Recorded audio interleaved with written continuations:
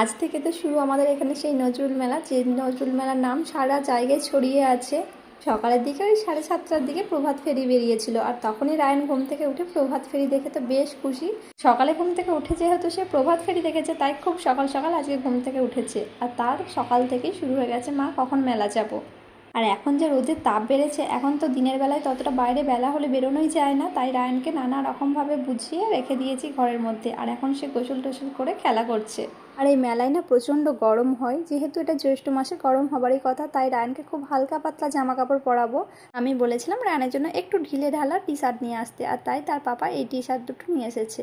আর এই গরমে বাচ্চাদের একদম গায়ে লেগে থাকার মতো টাইট জামা কাপড় পরালে কিন্তু তাদের স্কিনে র্যাশ বেরিয়ে যেতে পারে, তাই একটু ঢিলে ঢালা পরানো ভালো। আর এদিকে রায়নের পাপা তার জন্য আর একটা বোতল নিয়ে এসেছে। এই বোতলটা স্টিলের বোতল, আগে যে বোতলগুলো ছিল ওগুলো প্লাস্টিকের বোতল ছিল। আমি ওকে বলেছিলাম যে প্লাস্টিকের বোতলগুলো বাদ দিয়ে দেবো, রায়নের জন্য একটা স্টিলের বোতল নিয়ে এসো, আর সেটাই নিয়ে এসেছে। বোতল পেয়ে তো রায়ন বেশ খুশি। ঘুম থেকে ওঠার পরে সন্ধ্যার দিকে আমি রায়নকে খাবার খাইয়েছি, আর খাবার খাইয়ে রায়নকে রেডি করে দিয়েছি মেলা যাওয়ার জন্য। রায়ন তো বেশ খুশি। বিকেলের দিকে রায়ন কিন্তু মেলা ঘুরে চলে এসেছে, আর এখন সে যাবে আমার সঙ্গে। রায়নকে রেডি করার পরে আমিও রেডি হয়ে গেছি। এখন ঝটপট বেরিয়ে পড়বো। এদিকে রায়ন মেলায় এসেই তার পছন্দের ক্যান্ডি নিয়ে নিয়েছে। সে প্রথম থেকেই বলে রেখেছিল কটন ক্যান্ডি কিনবো, কিন্তু এবছর মেলাটা ততটা বড় হয়নি, এবছর মেলাটা অনেক ছোট হয়েছে। অন্যান্য বছরের তুলনায় এবছর মেলাটা একটু আলাদা, কারণ এবছর অনেক দোকান বসেনি, মেলাটা একদম পুরো ফাঁকা ফাঁকা লাগছিল।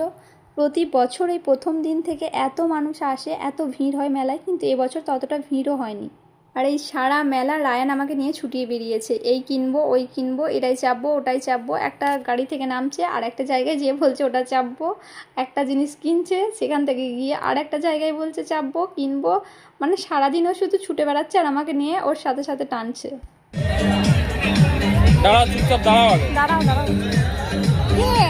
দেখলে তো সারা মেলা ও কীভাবে আমাকে টেনে টেনে নিয়ে ঘুরে বেড়াচ্ছে, মানে মনে হচ্ছে যেন ওই আমাকে মেলা ঘোরাচ্ছে, আমি ওকে নয়। তারপর মেলা ঘুরে এসে এখানে কিছুক্ষণ বসে অনুষ্ঠান দেখলাম। এই মেলার মূল আকর্ষণ হচ্ছে এই অনুষ্ঠানটা। এই 5 দিন ধরে নজরুলের গান, নাচ, কবিতা সব কিছুই চলবে। আর এই অনুষ্ঠান কিন্তু অনেক রাত পর্যন্ত হয়, প্রায় রাত 12টা-1টা পর্যন্ত চলে। আয়ন এখানে কিছুক্ষণ অনুষ্ঠান দেখলো, তারপর তার ইচ্ছে হয়েছে সে বাড়ি যাবে, তাই আমাকে টানতে টানতে আবার নিয়ে চললো বাড়ি। 10টার দিক করে একবার বাড়ি এসেছিলাম, আর বাড়ি এসে রায়নকে খাবার খাইয়েছি, আমরাও খাবার খেয়ে নিয়েছি, তারপর আবার রেডি হয়ে বেরিয়েছি। ডক্টর দেবলীনা সিংহ রায়, রবীন্দ্রভারতী বিশ্ববিদ্যালয়ের অধ্যাপক, আকাশবাণী ও দূরদর্শনের নিয়মিত শিল্পী। যারা দূরদর্শন দেখেন তাদের খুব চেনা মুখ। মূলত লোকগান নিয়ে প্রতিষ্ঠা হয়েছিল, তখন এই একাডেমি